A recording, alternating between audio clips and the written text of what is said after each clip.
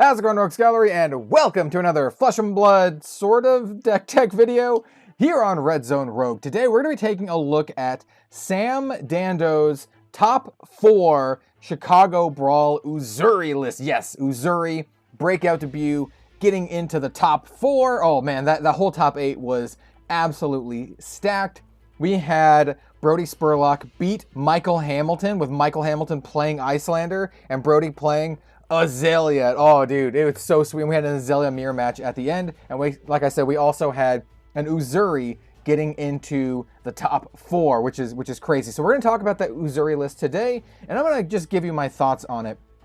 I'm currently working on my own UZURI list, and there's a lot of similarities, but my list is a bit different. It's a bit different, and I have some thoughts on some of the includes. So let's get to it. Oh, I also want to mention I kind of did a little shout out of for Sam and playing UZURI up to the top 8 on my Twitter, and someone also mentioned here that this person right here, Red Odd 3726 on I assume Discord, put a lot of effort into creating the deck and all that kind of stuff. So shout out to them as well. Okay, so here is Sam Dando's Chicago Brawl list, playing as UZURI. They just kind of dumped everything in here and didn't kind of do the sideboard, but I can tell you for certain that I feel that Spider's Bite and Nerve Scalpel are the main weapons. Scale Peeler coming in against certain matchups, and maybe Nerve Scalpel coming in against certain matchups. You can kind of like move these around depending on what, but most often you're going to be playing Spider's Bite, and I imagine Nerve Scalpel because this deck is weak to defense reactions. Flick Knives is probably the one you're going to be running most of the time as well, with Van Brace kind of coming in. When you're going up against a hero where it's relevant, like Oldhim, for example. And then Flick Knives just puts a lot of damage onto the board. Well, not a lot of damage, but it puts really annoying damage onto the board and can kind of get you the last couple points to close out a game. Also, it like blocks for one too, so it's really nice. I think this card, in terms of Goliath Gauntlet standards, right, where like Goliath Gauntlet is a +2 to your next attack that costs 2 or more, where this one simulates that. This one can do 2 points of damage, but it also blocks for 1 too. So I don't know, this one's great. And then Black Tech versus Snapdragons. Basically, you want to put the Black Tech in against decks where you want to block. Otherwise, Snapdragon gives you guaranteed go again on some of your attacks, like E-Strike and Death Touch, and any of your any of these cards here. Probably not that one. You probably want it more on like a Sedate or an Infect, or even like a Backstab here. Where Black Tech Whispers, you can give an Assassin attack action card go again if it hits a hero, which you're very likely to hit a hero, to be honest here. And this one also blocks too. We don't have a ton of ways to make silver in this deck. We'll talk about that in a second, but I imagine Black Text gets in most of the time, and Snapdragons can kind of be your guaranteed go again as well. Arcane Lantern, specifically, we only have one piece of AB in this entire loadout, so Arcane Lantern is basically going to be here for like Rune Blades for the most part. And then Flick Knives, I mean, you can put this in against your Wizards too. And then Crown is like your go-to for the headpieces here, because once again, we're not generating a lot of silver, so we're not going to be using like any of the masks or anything like that, and Crown is just really good value. This is very close to what I have in my loadout. I actually have more daggers in my loadout because my deck actually includes the attack reaction that lets you get daggers back, so you can Flick Knives even more. But other than that, it's like pretty darn close. Now, the big difference between this deck and then the one that I'm brewing is that this one, if you look over here in the top corner, is almost entirely red. And that is because it makes a ton of use out of UZURI's hero ability, kind of getting that cost reduction sort of thing, right? Being able to take your stealth card and then swap it for any 2 or less attack action card that you want to swap it with, which is pretty nice. So it basically means that any stealth card gets you a free play, more or less, on any other card in the deck. I'm not really a big fan of Backstab, to be honest. I'm not sure exactly why this is here. Maybe just to guarantee that no defense reactions can be played, like backstab into a CNC, just to be like, hey, no defense reactions at all. Like, so maybe this comes in against something like Oldhim or something like that, which I can see it. You know, put the backstabs in, put the Van Brace in to help prevent or help negate that damage prevention. I can kind of see that. I'm very curious to know how often this actually made the cut. I'm not super high on the backstab. Command and Conquer is an obvious include, and let's talk about the power cards here. There's less power cards than I would think, and power cards are cards that you want to use UZURI to swap out your stealth attack actions for. Stealth attack actions. I said stealth attactions. I should coin that. Anyway, so we have Command and Conquer. We have Cut Down to Size. We have Death Touch. We have Shakedown. And I think that's it. Like, yeah, like I said, there's not as much as I would think. My list has more. My list also runs stuff like Surgical Extraction. And I'm unsure of this Cut Down to Size. It makes sense on paper, like it's a 2 for 6, right? And it says when it hits a hero, if they have 4 more cards in hand, they discard a card. So this punishes decks that don't block, like your Briars or maybe some of your aggro Lexis and that kind of stuff. And it forces a card out of their hand. But I'm curious as to why they ran this and not something like Surgical Extraction, where like the break points are similar. Surgical comes in for 4, this comes in for 6, but they're both demand more or less 2 cards, unless of course it's getting blocked by something like a 4 block the defense reaction, something like that. So maybe that's why it was included, but I think other than that, I really like Surgical instead of this. I'm curious on their thoughts on this one too. I imagine they did this because it's a 6, right? And it's like, you know, helps get around some of the defense reactions a little bit. But, yeah, still. Death Touches, I think, is an auto-include for any UZURI list. I think it's an amazing card. I've seen other people run even, like, the yellows and the blues. It's just a 1 for 6 that you can... Well, it could be a 1 for 6 if you're playing it from your arsenal. But most of the time, it's just going to be a 6 that creates the token of your choice. And being able to choose the token is like a really, really big deal. Being able to push damage with Blood Rot, being able to kind of like nerf their turn with Frailty, or just kind of like goozle them with an inertia if they're one of the classes that really cares about Arsenal, like Icelander, for example. So Death Touch is a really, really nice one, and it's a really, really good one to kind of sneak in. I want to mention Isolate first, because Isolate, if you don't know the how the deck works, Isolate is your bread and butter card because it has Dominate on it. And the interaction between this and UZURI is that when you attack with Isolate, your opponent, you know, this has Dominate, so your opponent can only defend with 1 card from their hand. Then, if you swap this out using UZURI's hero ability, if you swap it out for something like Death Touch, they can immediately now play defense reactions, right? Because this Dominate is no longer on the combat chain. It's what makes Command and Conquer Isolate pretty nasty, right? Because they can, you know, has Dominate, and then Command and Conquer says defense reactions can't be played to the chain link. So this is just like, hey, just none of that stuff. Which is why, like I said, I think Cut Down to Size might be a little bit better if they think your opponent is going to be playing with a lot of D-reacts that block for 4, over something like Surgical Extraction, which attacks for 4. So I can kind of see a little bit of that. I can kind of see a little bit of that. But my version of the deck actually will play the cards a little bit more often than this one does. This one looks like it's a lot into the UZURI ability. We have E-Strike. Since this is a very red line deck, E-Strike makes a lot of sense because it's just kind of like, you know, you just need this and any one other card. So it kind of, you know, goes with the theme here. You just need like 2 cards. Doesn't really matter the pitch value. E-Strike is also pretty good with something like Codex of Frailty. So you can get your E-Strike back. You still need another card because Codex will make you discard. So you can't do the alternate cost. But, you know, Codex is a big deal here. You know what? We're jumping around. We're talking about Codex here. Codex is really good. I think everyone knows that at this point, especially if you have no cards in your hand, so you have nothing to discard.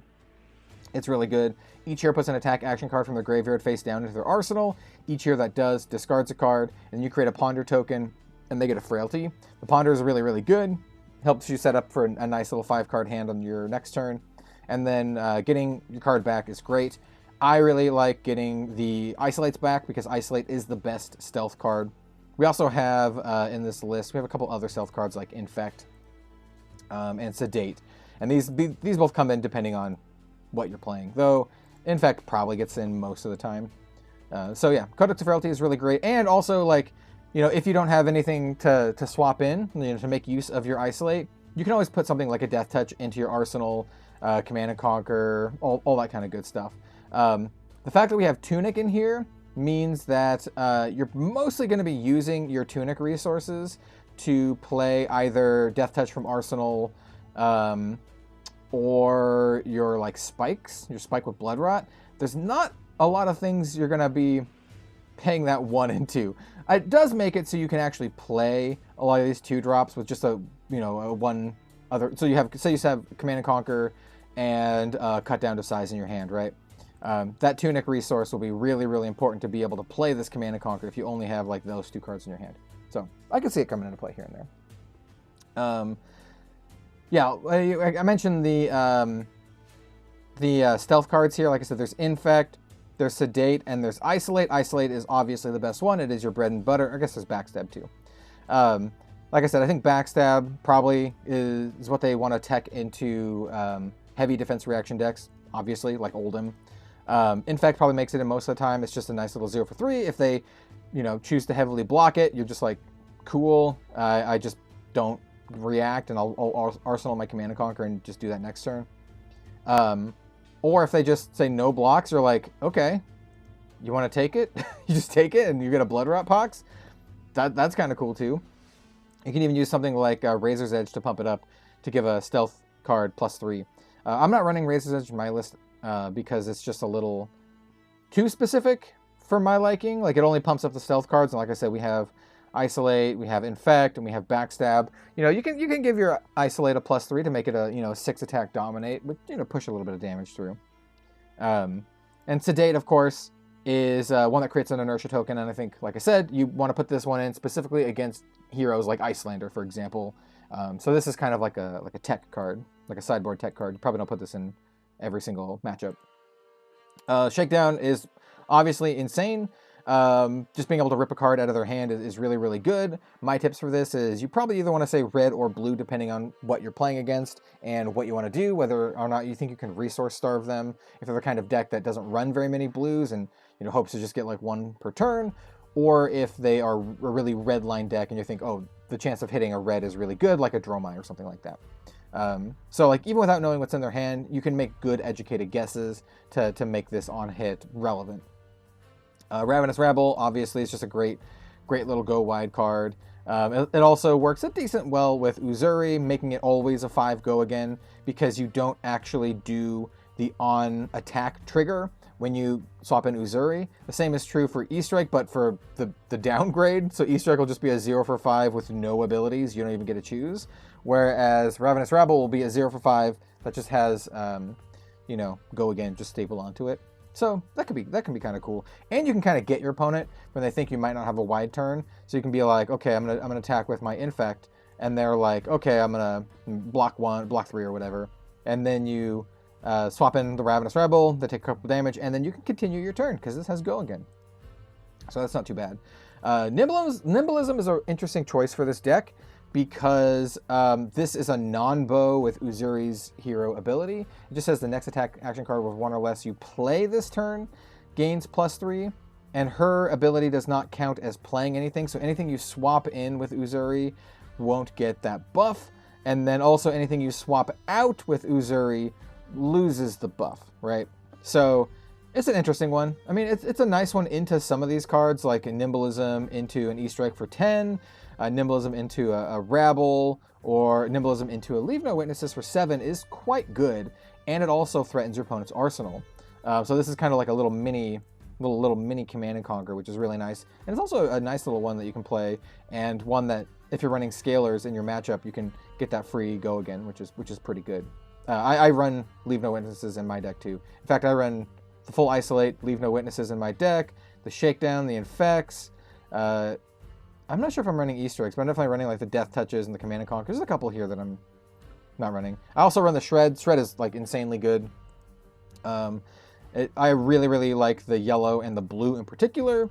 The red is really good against heavy big blocker classes, like Oldhim, and you know, when Death's Hold On rolls around, this will be good to shred your opponent's Husk to give -4 to their Carrion Husk. Oh, that's going to be nice.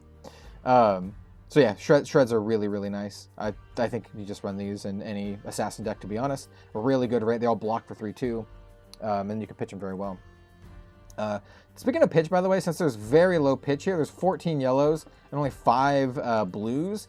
Actually attacking with your daggers is going to be like, you're not going to do it all that often. You can still like dagger and then do like a stealth into a sneak on in a command and conquer, but the fact that there's not a ton of like high pitch cards makes it like, so you're not going to do that as often. Here we have Sink Below. You know, obviously Sink Below and Fate Foreseen are just, you know, staple defense reactions, right? They're the best ones. They're the 0-for-4s that I mentioned earlier that you would want to bring in against a myriad of decks, against Azalea, for example, because she's going to be trying to dominate you.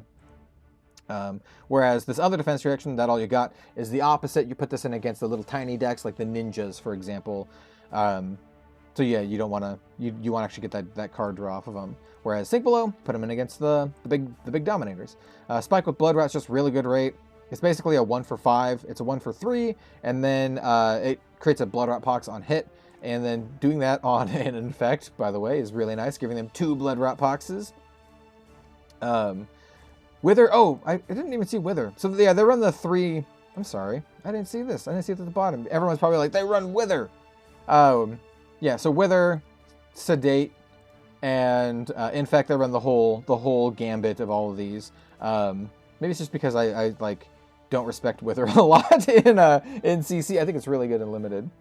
If it hits, they create a Frailty token, which can be good against some classes. But like when you're jamming your Codex of Frailty to give them a guaranteed Frailty, it's pretty nice. The Wither can be good too. It's really good. Like the Frailty token's really good, like I said, against like ninjas, classes, you know, other assassins, I suppose. Then we have Plague Hive. I love the included Plague Hive here. I don't know if they're just kind of like testing it out, but I think Plague Hive is quite good. Sometimes it does nothing, and sometimes it is like incredible. So this is really good. Most of the time in this deck, you can Plague Hive into like Command and Conquer or your Cut Down, or just Plague Hive and then attack with your Spider's Bite or whatever, and then follow up with your other cards that you want to play, like your Isolate into your Shakedown. So like a really nasty turn, just a pretty common, well, not common because there's only one Plague Hive in the deck, but you could pitch Plague Hive and then attack with the dagger, right? So they get a random token, and then you have the Spider's Bite, and then the on-hit effect on the Spider's Bite, and then you Isolate, Shakedown. Like, it's just so nasty. It's just so nasty. And yeah, that's their deck. It's a very red line deck. I think it's a really good first take, and obviously Sam piloted this very, very well to a top 4 finish in a field with very good players. Like Michael Hamilton was in the same top 8, right? So like this was played to a top 8 finish in a tournament that was like a legit tournament, like actually quite good. So I like this list. It's a much more interesting, well, it's a much more red line take than my what I'm brewing right now. My list runs a lot more blues. So for example, my list runs red infect and also blue infect. I run surgical extraction. I run pummels in my list too. Not a lot of pummels. Like the thing is like you can't run pummel in this list because they have 5 blues. Like there's no way you could run pummels in this list.